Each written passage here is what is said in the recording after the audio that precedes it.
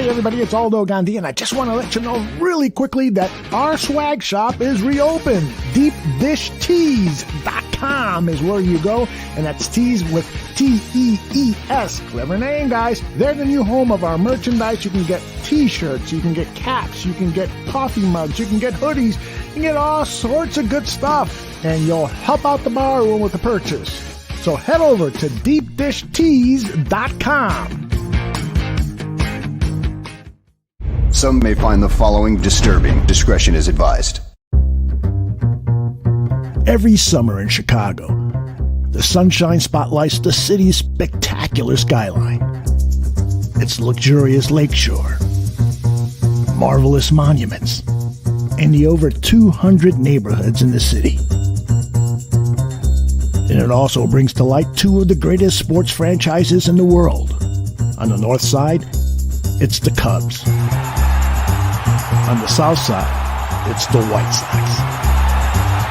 This is Crosstown Crosstalk.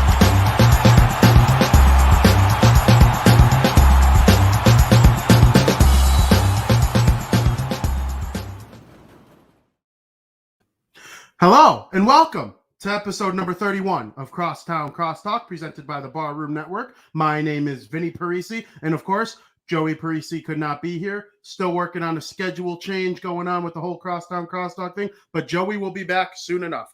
But while we get ready for the holiday season, I think it's time that, we still talk a little baseball. I know there's a lockout and all that BS that nobody wants to hear about, but we're still going to be talking baseball. Why? Because we love baseball. We want baseball to grow. We want baseball to be the main point of conversation in the sports world as much as it possibly can be, and we're here to do that. So, of course, I'm going to bring on a very special guest right off the bat. And, of course, I'm talking about Bleacher Nation writer/editor, Michael Cerami. Michael, how we doing? Good. Thanks for having me. I love that intro. I want to keep baseball on the top of everyone's mind, too. Of course. I love all sports personally. I cover hockey, baseball, and football with a little sprinkle of basketball every now and then for Fansided. And then, of course, my shows that I have here on the Barroom Network. And so I love it all, but baseball, man, there's just something so great about it, like the summer, going to the ballpark, eating a hot dog. I love all that stuff. Yeah, no doubt. It's definitely my number one sport. I grew up playing a lot of baseball. Wasn't very good, but had a lot of friends. We played a lot of pickup baseball. Earliest sports memories are at Wrigley Field. The whole family is diehard Cubs fans. It's always been baseball for me and nothing else. I've since become bigger fans of all the other teams and sports, but baseball's the number one. Sure. I always refer to it as like my first love. Yeah, and then every other sport came after it, which I'm okay with that. There's a whole year to enjoy sports, but you're right. Summer, baseball, it's just awesome. But of course, the sport doesn't always love us back. And we're dealing with that right now. And they say, how can you not be romantic about baseball? They're not being very romantic right now with this whole lockout. How annoyed are you with what's going on in the world of Major League Baseball specifically? I'm not so annoyed that there's a divergence in what each side is seeking. I saw a quote recently. I can't remember who originally said it, but Ken Rosenthal shared it. And it was effectively that, the players are not wrong for wanting as much money as they can get. And the owners are not wrong for wanting to not pay people as much as they can because they're running a business too. There needs to be some self-actualization about diminishing the overall product and the harm you're doing to that overall pie by locking the players out and not paying them, a fair wage or percentage of the overall profits. But I do understand why there's a lockout going on. I won't be fully annoyed until any spring training games are starting to be missed. And that at that point, it's like, okay, now we got to get this going. This is, pushing into the actual baseball product. And that's when it's a really big problem. But I will just add that the fact that this is the second time in 3 years because of the COVID season negotiations that fell apart and we missed some games then, it is a little bit more urgent. It is a little bit more frustrating. It's just that these last two CBAs, the players have gotten absolutely rocked. And, I stand by them for wanting to push this to the brink and get everything they needed to get and the things that they didn't get in the last two negotiations. So I get it. Absolutely. I love that first point that you made about like there's two sides to every story and then the truth. And that's the same thing when it comes to collective bargaining in sports. And I'm also with you that it's not the best look for the league. You go on Twitter and every player in the league basically has that stupid picture for their profile of the blank picture because the MLB had to do that on their website. So, and the old school fans, they even remember the 94 season just being completely wiped out because of this stuff. And then, of course, the players' strike that happened a little bit after that. So I just think it's not the best. But, I mean, of course, we have our two teams here in Chicago that, you know, both sides of town love. No, through thick and thin, I think baseball in Chicago is alive and well. And I just hope that it, you know, as a national game continues to grow. But, you know, as far as the Cubs, it was a very interesting season in 2021. And I got to ask you right off the bat, going into the trade deadline, did you expect them to trade all three of Bryant, Rizzo, and Baez? No, I'll be honest, I didn't. I completely expected Chris Bryant to be traded. At that point, that was the writing was on the wall. I didn't even get nervous the fact that he went last of those three. It was always going to happen. He was going to be traded. I thought Anthony Rizzo was going to be a Chicago Cub for his entire career, minus, you know, whatever, 80 games with the Padres, whatever. So I did not think he was going to get traded. Baez, he was the guy I was like 50-50 on. And I also kind of assumed that if he did get traded, he might be that rare guy that gets traded and comes back to the team in the offseason. Obviously, that didn't happen. So I definitely was surprised all three moved, just at varying levels of, you know, surprise, for lack of another word.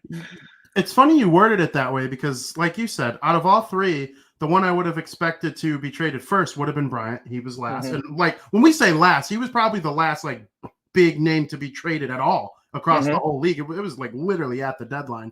And then the most likely to return, Baez, he's the only one of the three that signed with a new team. And now it sounds like the most likely to come back is Bryant, even though it probably is less likely that all three come back or that any of them come back. So I'm interested to know if you think that even Bryant has a chance to come back. I'd actually probably push back on that. I know that there has been some reports that you can't count the Cubs out on Chris Bryant. And let me also add that he is good and he would fit. They clearly have a need at third base in the outfield, a guy that can play multiple spots. They need power. I mean, Chris Bryant's good. We all know that.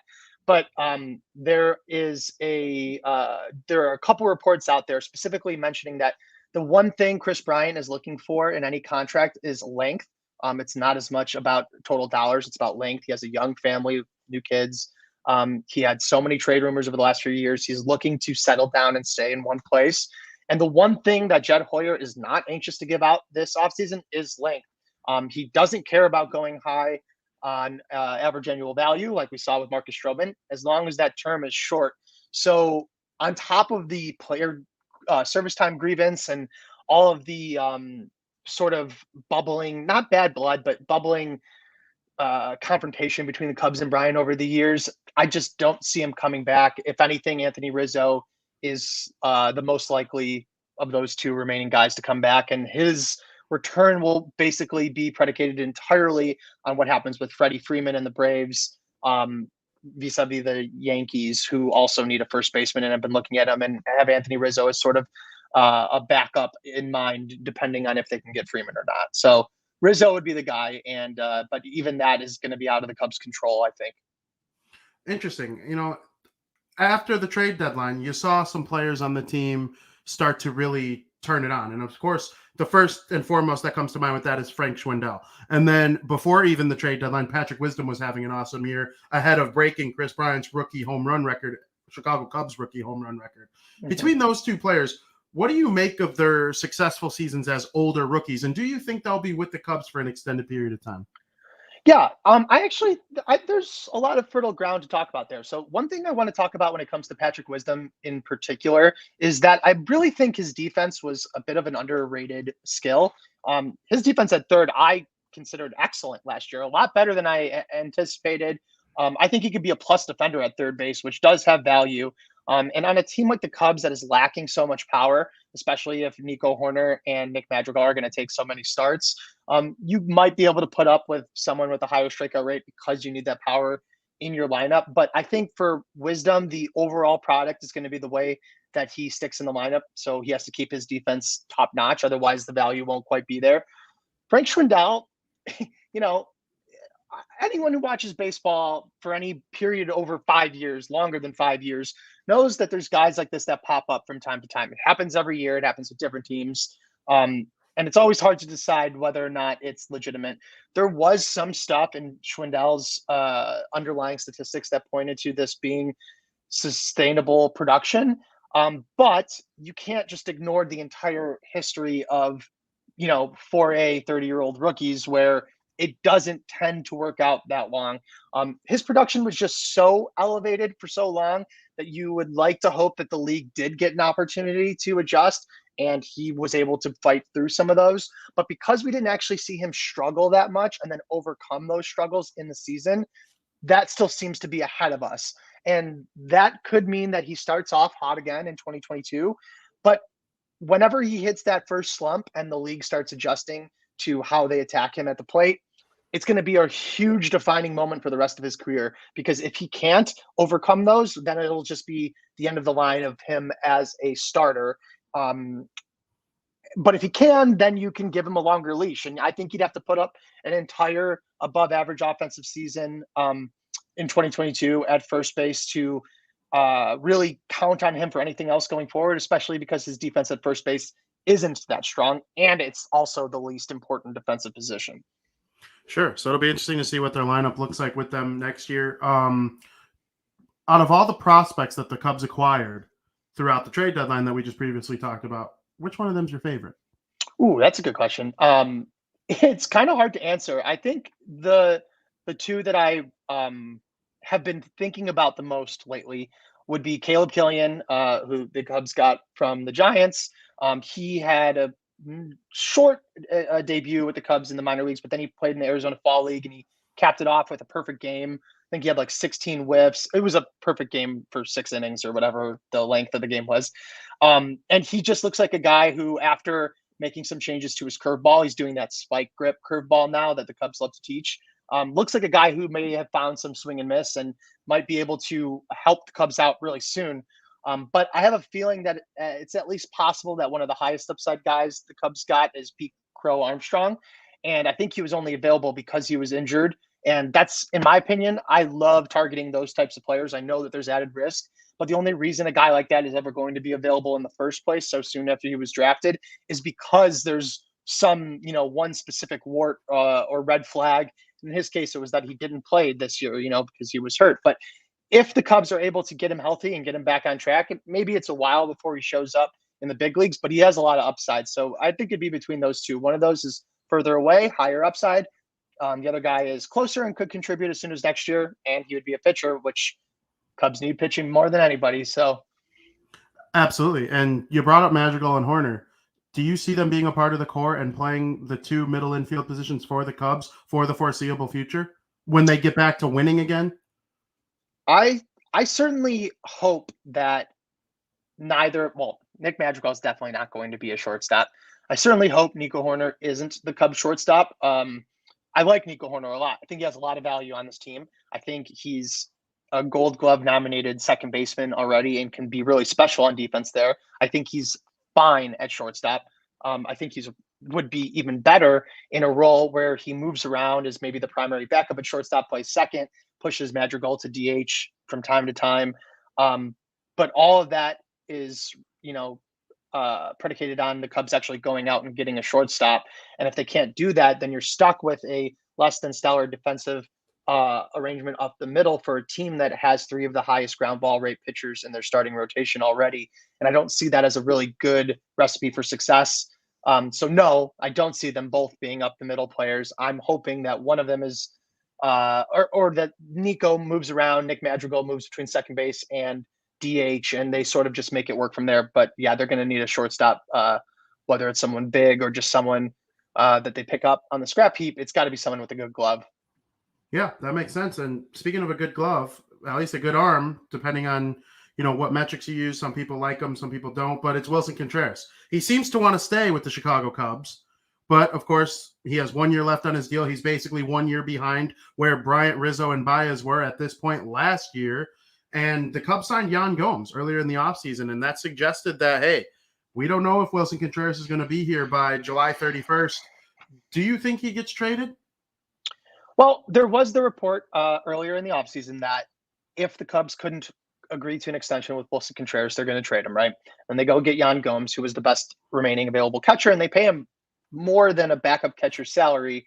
But it's at least possible, especially now that they signed Marcus Stroman, that trade or extend either or is less of a black and white decision than it was before. I think the Cubs might be losing some value by not filing in one way or the other, but I think the Yan Gomes signing could be as much about maximizing the productivity of Wilson Contreras, precisely because he's such a good borderline starting catcher, that you can rest Contreras more often, including using the designated hitter role if it comes to the NL, and get more out of him. And maybe in that respect, that makes an extension a little bit more tenable for the Cubs perspective, because they say, okay, now we got a guy in place that can rest Contreras, that can keep him healthy, keep his bat in the lineup where they know he can be well above average, not just for a catcher, but for a regular position player of any kind.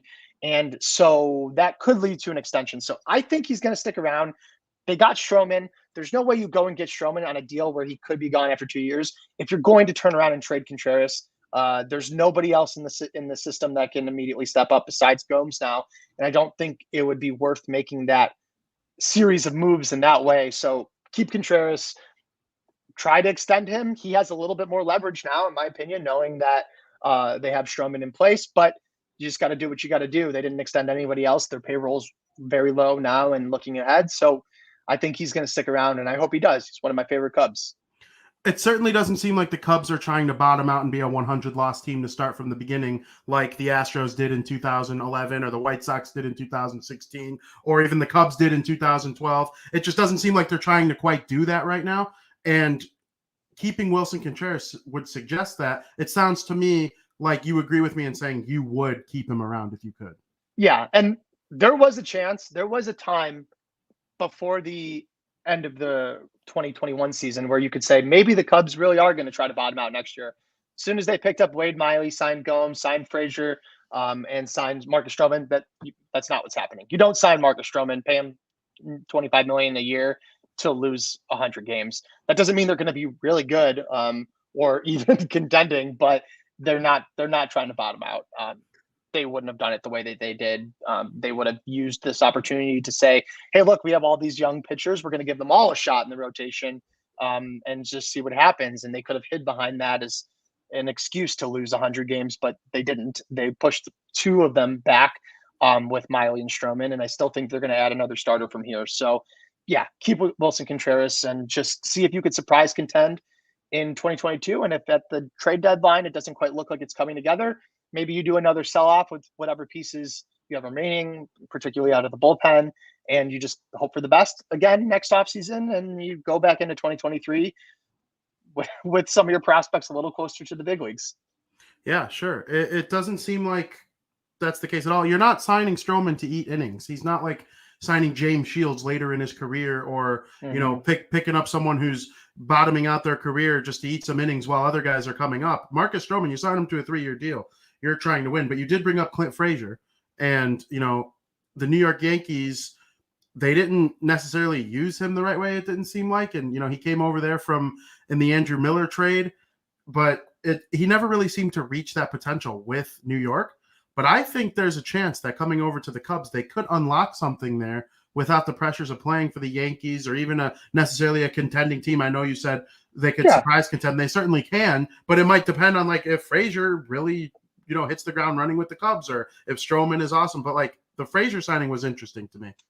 Yeah, no doubt. I mean, it's a no-brainer. It's kind of like the Pete Crow-Armstrong argument, but at a higher level in his career. If you can get anybody that was a top prospect, that does have that pedigree, that does have one of those unique tools for Frazier, its power, then you go out and get them and you just try to make it work. I'm not saying this is the same thing, but look what happened with Kyle Schwarber last year. He was up and down with the Cubs. I was a firm believer in him. I wanted the Cubs to keep him. They should have kept him. But I understood at the time coming off the COVID crunched budgets of 2020, the Cubs made a decision to non-tender him. He picks up with the Nationals, and between the Nationals and Red Sox, had an absolutely monster season almost all the way throughout, and aside from the injury. And, I'm hoping Clint Frazier can follow sort of a similar path. He's a guy that everybody agrees has the skills. He just hasn't put it together yet. So we've seen that happen a million times. Jake Arrieta is another example. When the Cubs first acquired him in 2013 and 14 was his first year, you go and get guys that were top prospects, that were guys with loud tools, and then you just get them in a new setting in front of new coaches, maybe with a renewed sense of urgency to make sure their career works. And suddenly something clicks, and you get a stretch run of a guy that you can really use. And Frazier is young enough and talented enough, and the Cubs have a good enough, more recent track record of developing players at the big league level that I think that there's really reason to be optimistic. I mean, it's a no risk move with plenty of upside. I loved that deal. I thought it was a great idea. Sure, I agree. If you add 6, 7, 8 of those guys and you hit on 2 of them, that's a great clip, and it's a great way to help build your team. And you brought up Arrieta. I think that's a great example. Yep, bingo. So we had Brennan Davis on this podcast over the summer. It was one of the most fun I've ever had doing an interview, because he was just so nice and he was so thoughtful with his answers. And you just know that he has like superstar potential. Whether he reaches that potential is up to him. Awesome year in the minor leagues. But, we're expecting to see him come up to the big leagues at some point. Do you expect him to make an impact in 2022? And if yes or no, what do you expect his impact to be at the major league level at any point in his future? The Brennan Davis, the Cubs have a ton of interesting prospects with plenty of upside, but almost all of them are far away from the majors. Brennan Davis should be up with the Cubs this season. I imagine in the second half of the year, could be sooner than that, depending on what's going on with the team and the positional needs. But I think he will be up with the Cubs. And I also think that a lot of top prospects have a lot of immediate success because the league, not unlike Frank Schwindel, but at the age of 30, the league tends not to know how to attack them right away. I mean, the books on guys has been growing exponentially, and with additional video and heightened scouting, there is ways to attack prospects a little bit more effectively earlier in the career, but they tend to have good debuts. And then once they go through that period of adjustment is when you really find out who they're going to be. I think Brennan Davis is as good of a prospect as the Cubs have had in 6 years since the era of, Baez and Bryant and those guys coming out. He's not quite one of the top 5 like Baez, Russell, Bryant were, but he's unanimously top 15, borderline top 10 in baseball. He plays premium defensive position. He hits for a ton of power. He projects to hit for average. He has a good arm. I think he'll start in center. He'll probably eventually move to right field in his career, but you couldn't ask for a better player on the field.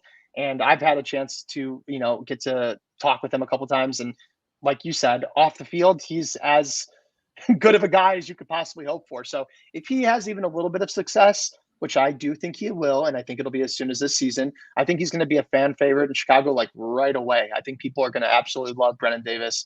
Very excited that the Cubs have him. They could use a lot more guys like him, but he could be the sort of the nucleus of the next wave of Cubs players and the next good Cubs team. Absolutely. And like you said, I hope he makes it really bad. He's just an interesting guy. I could see him going out to Wrigley Field and being one of those guys who runs out to the outfield and he gets those bleachers going. And, it just has some fun with it and plays well. But you brought up like scouting and how advanced it is lately. And so I always am more intrigued when players come up and have success right away, because I think even fans sitting at home know more now about prospects with all the information that's out there via social media and Baseball America and guys like me and you talking about them on our shows and whatnot. I just think, if they get to the major leagues and have success, I think it means a little more now than it ever has for that reason. Yeah. And, the league has been skewing towards younger players recently as they've sort of realized, unfortunately, 50%, those players are cheaper, and 50%, they're more productive younger in their careers than we ever realized. And as the sort of unwritten rules of paying your dues and then getting rewarded for it, whether you deserve it or not, sort of melt away, these younger guys are getting a shot. And we're learning that, hey, these guys are fun and they're good and they're more exciting to watch.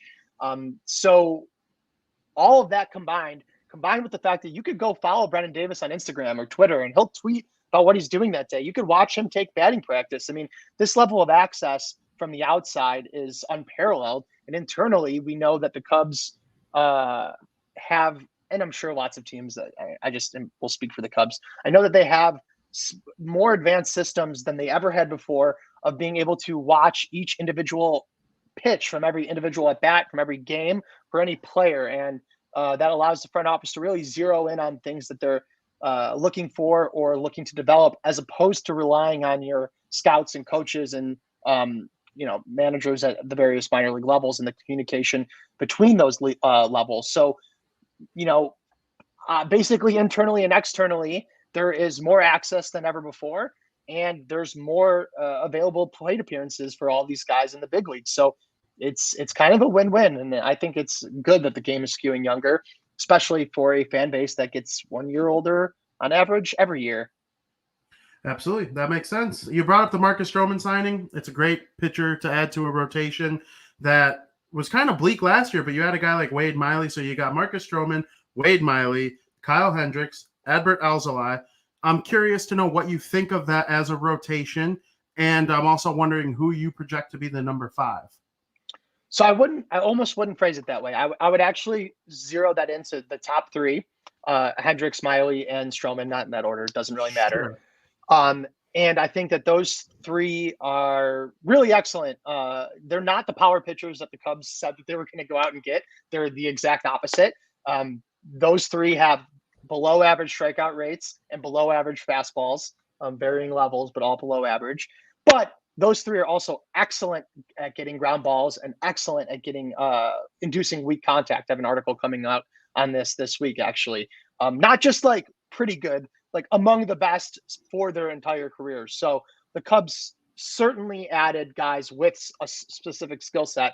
And on top of that, all 3 of them have been among the healthiest pitchers. I mean, each of them has, not really Hendricks, but Miley and Stroman have had times where they've been injured or out, but they each have like 3 or 4 seasons of 32 or more starts and 5 or 6 of 30 or more starts. And in the modern MLB, that's just extremely rare. So I think we're going to get a ton more innings out of those 3 than ever before. And their ground ball tendencies is exactly why the Cubs really do need to improve their infield defense. But that said, after those 3 spots, I see sort of a mix of Justin Steele, Keegan Thompson, Adbert Alzolay, and Alec Mills, and then possibly Caleb Killian, but maybe later in the year, let him start in the minors and work his way up.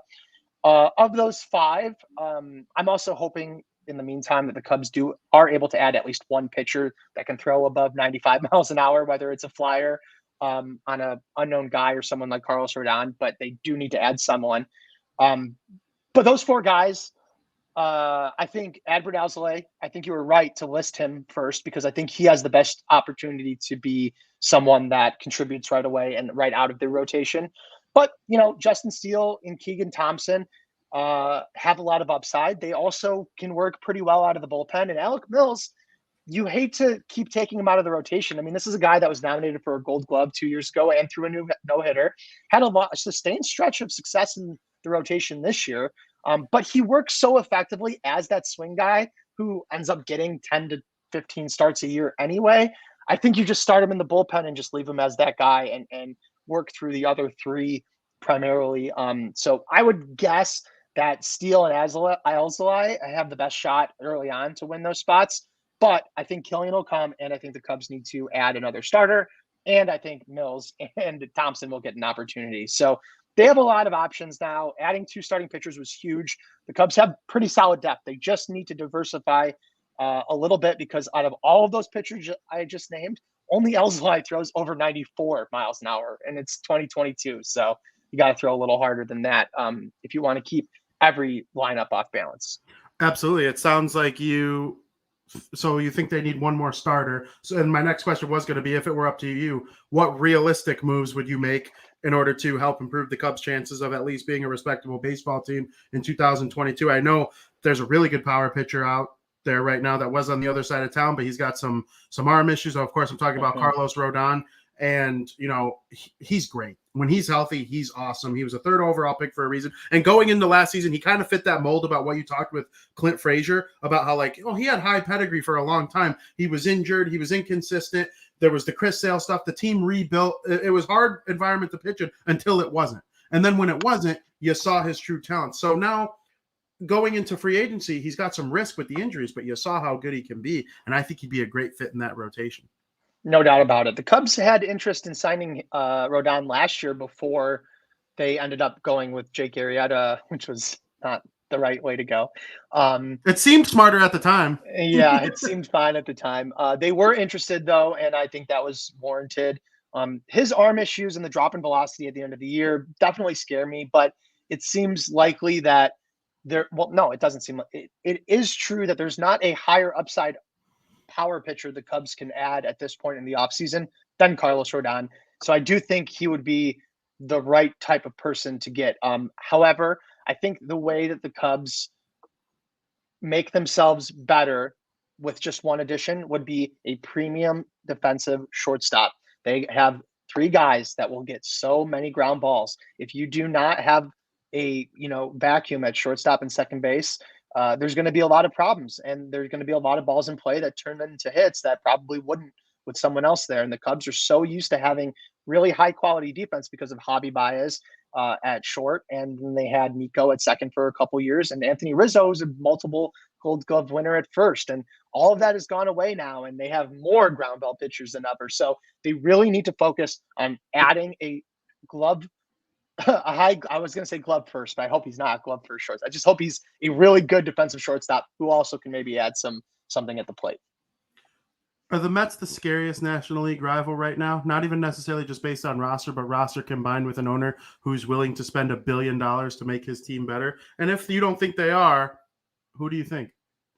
Yeah, I think the Mets are the scariest team to go up against in a sweepstakes for a particular free agent, because I think that they'll go way over the top, sometimes for no reason, or because they need to get people to sign there after a tumultuous couple of years in the front office.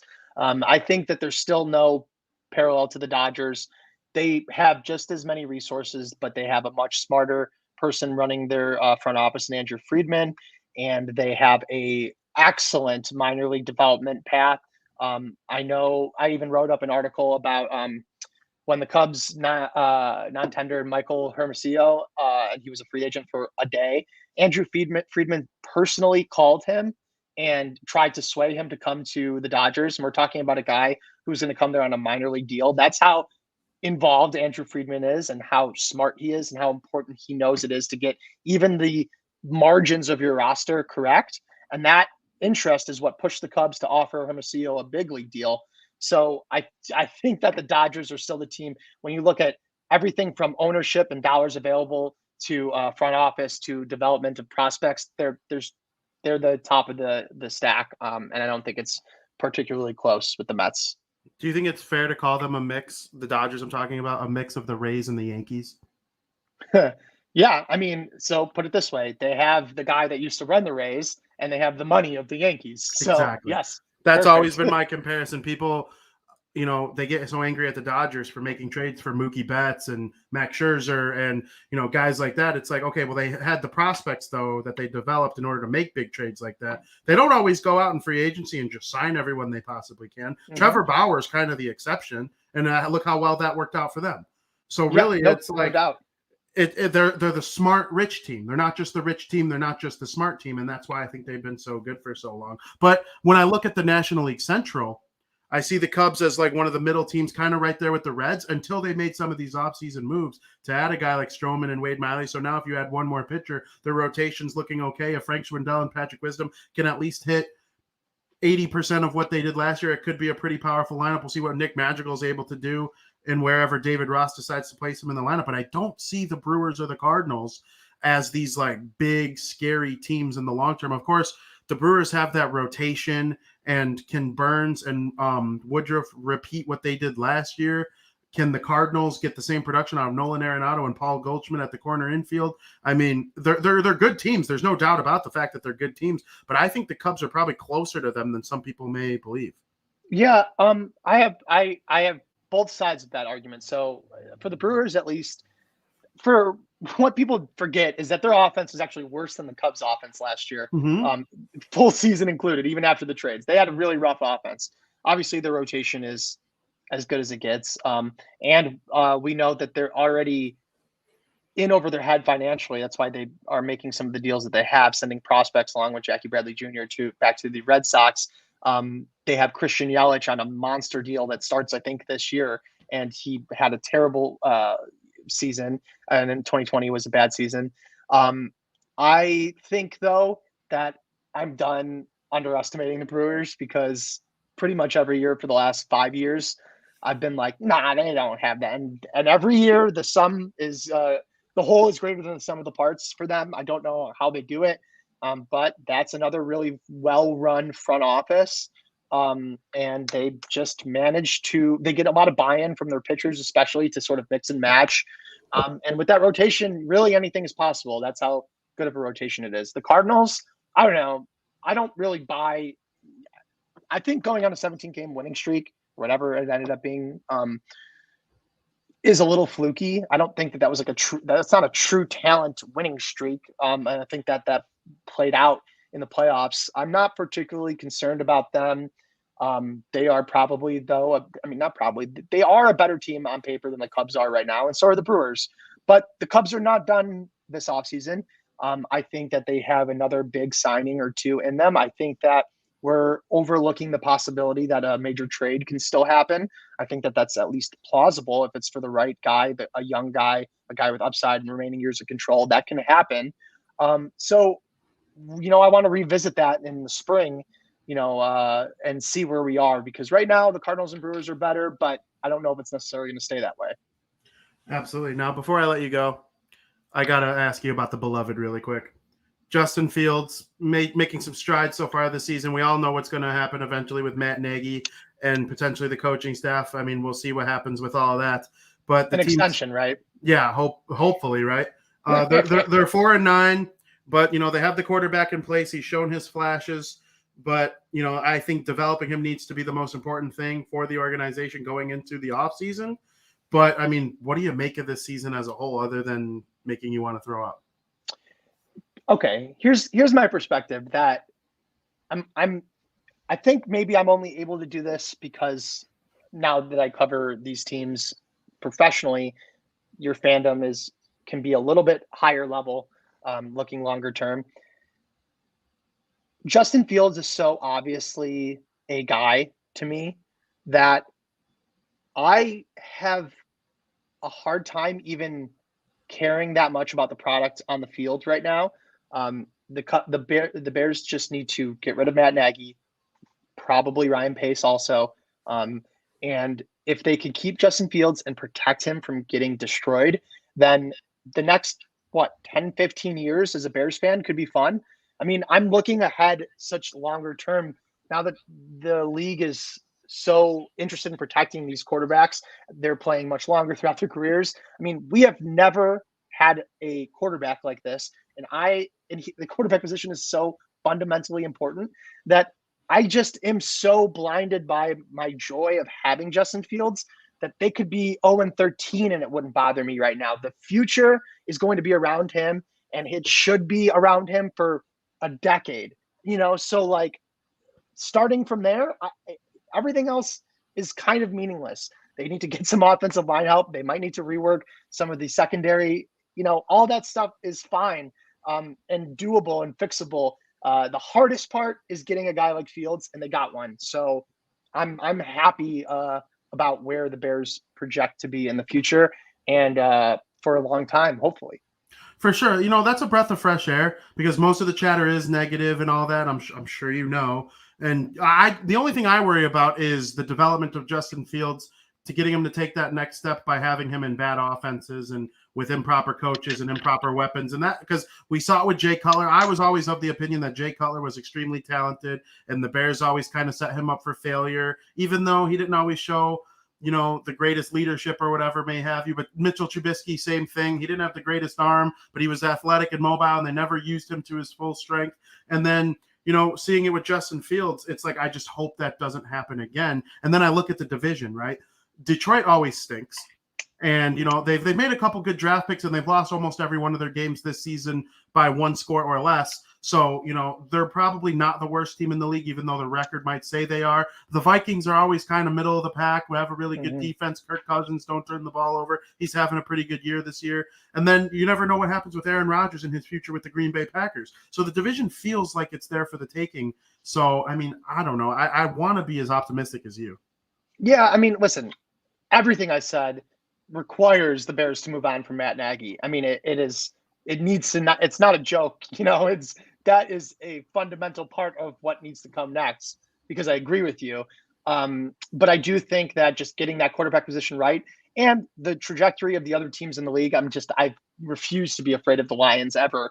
And the Packers, listen, we all see what Tom Brady can do. Is Aaron Rodgers going to keep playing at this level for 6 more years? I don't know. Maybe not.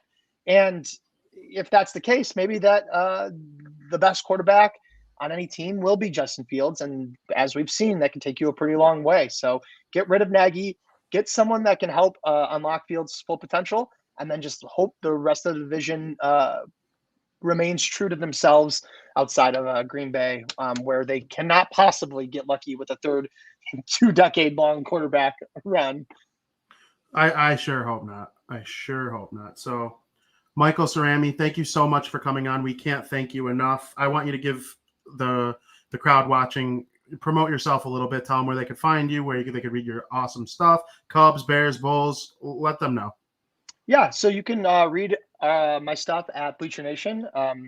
We cover the Cubs, Bears, and Bulls, and we also recently added the Blackhawks. I'm not doing a lot of Blackhawks writing because I'm not super well equipped to handle it, but we have some really smart people, some really big Blackhawks fans covering it. Everything else I'm writing about there.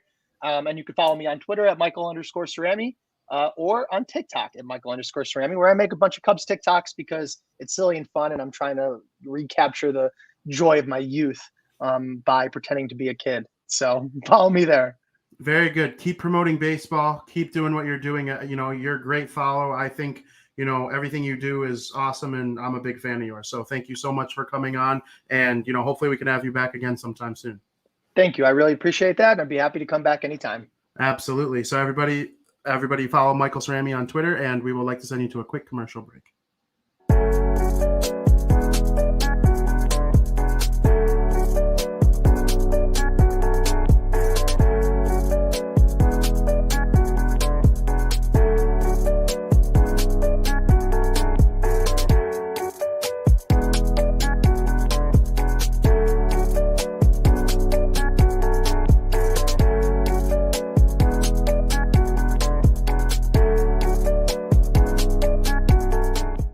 Ravens luckily weren't doing much in terms of what they were, offensively. They only had 3 points up to that point, so it wasn't like they were getting, kind of running away with the football game. So the Bears could have still stayed patient, could have still, kind of, used the running game to go ahead and get downfield again. But again, it was just helter skelter and just, like some plays would work, some plays wouldn't work, and then it was like 3 and outs, and it was just an ugly game. I think you tweeted out that this was one of the uglier games at halftime.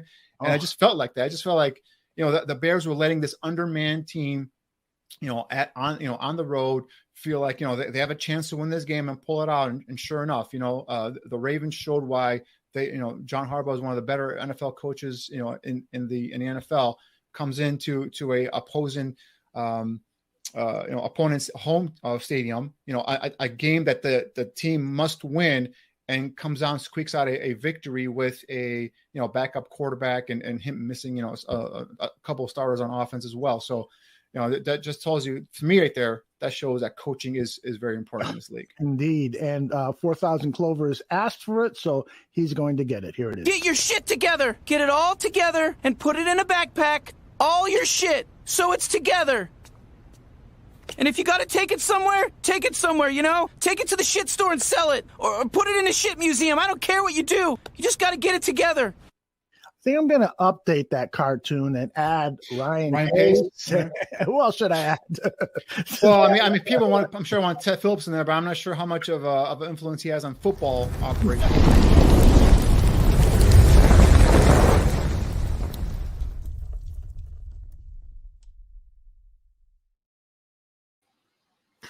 And of course, we would like to welcome, or not welcome, we already welcomed him. We would like to thank Michael Cerami for coming on the show. It was great to have him on. Honestly, I love talking baseball over the winter. It's cold, it's rainy, the windy. We don't want to deal with any of that stuff. We want to sit inside. We want to drink beers. We want to eat some chicken wings. We want to talk about baseball. So thank you so much for coming on. I truly hope to have him again sometime soon. There really isn't much going on across the baseball world right now. I just wanted to get a couple things out of the way before we, call it for the week.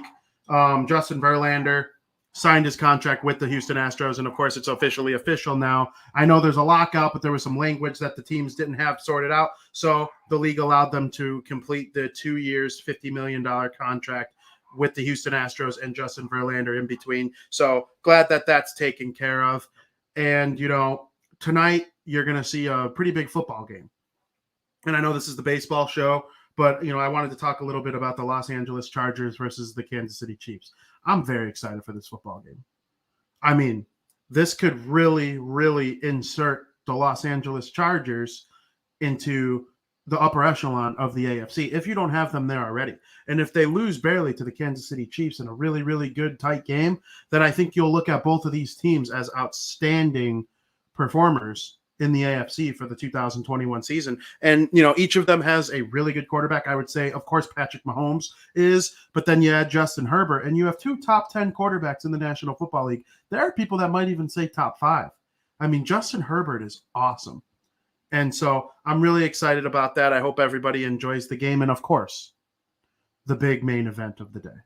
We talked about it at length yesterday on Bar Down Talking Hockey, and I highly, highly recommend that people go back and take a listen to me, Joey, and Frankie's discussion of Spider-Man No Way Home. It's the movie that premieres tonight across, the public view, and I'm very excited to see people's reactions to it. I will be seeing it tonight at 9:30, and I will remind you again, I said it yesterday, don't spoil the movie. Don't talk about it.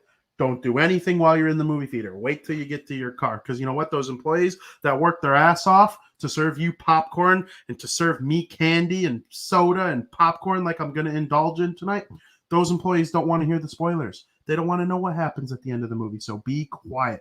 Don't do that. Nobody wants to hear it. So going to address some of these comments here. We got King Pookie Nation. Oh, well, we'll start with baseball toss. Will Carlos Rodon be back with the White Sox? My initial reaction is no. I think he has a better chance of going to the Cubs, as I talked about with Michael Cerami earlier in the show. I really hope that doesn't happen, because it's not even necessarily like Cubs love or Cubs hate to say that I don't want him to play for the Cubs, because he is a White Sox player to me.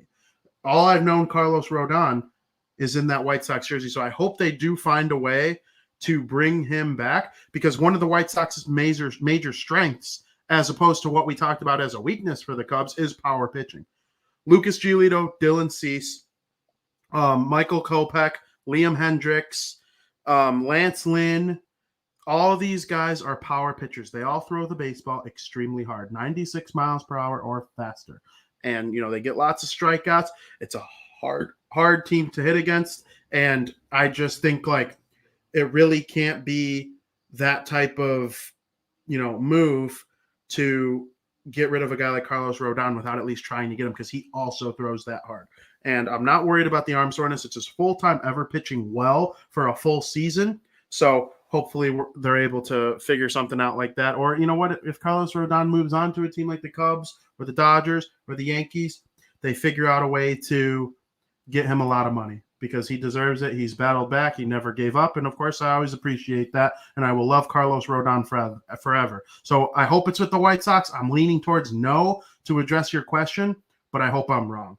And then, of course, King Pookie Nation, reading some of these comments of yours about watching Spider-Man, seeing the 3 p.m. show, streaming the football game. Man, enjoy the show. Enjoy the show. I'm so excited for you. I can't wait to hear, tweet at me, send me DMs on Twitter. Let me know what you think of the movie. I'm very excited for it. I'll be seeing it tonight. I'm going to go off social media not long after this show ends, just so I can avoid all spoilers. And make sure you block LaShawn McCoy, because he spoiled Endgame for everyone. Block him and then unblock him after you watch the movie. That's just an inside joke between me and my friends. But I'm very excited for this stuff. I appreciate the great analysis on the Cubs from Michael Cerami. I'm very happy to have him as a guest on our show. And I'm not sure about the next week plan for this show. Of course, we got Christmas and Christmas Eve, Christmas Day coming up now. It's very holiday oriented over the next 2 weeks. So make sure you're following the Barroom Network on Twitter to make sure you keep up with all the updates on this show, yesterday's Bar Down show, all the great shows on the Barroom Network. You could check out things like the Mike North Advantage and Buffon 55, where yesterday they gave some outstanding Bears analysis. And, they got the upcoming game against the Minnesota Vikings. They'll be covering it all weekend long. Fantasy Football Goon. Great, great, great shows. The Bulls guys are just on fire with this team. Everybody's seeing so much red, and I love to be a part of it. And then, of course, we'll be back with Bar Down Talking Hockey next Wednesday at 2 p.m. as well. So talking hockey, talking baseball, talking all that. So hopefully everything goes well for you over this weekend. Make sure you see the movie safely. I know things aren't as fun right now with all the COVID-19 stuff that people are dealing with in sports and in life. It feels like it's somewhat back again. So, hopefully everybody stays safe and healthy and, still able to have some fun as well during this holiday season. And with that, I leave you, and make sure you tweet at me at Vinny Parisi on Twitter. Thank you for listening.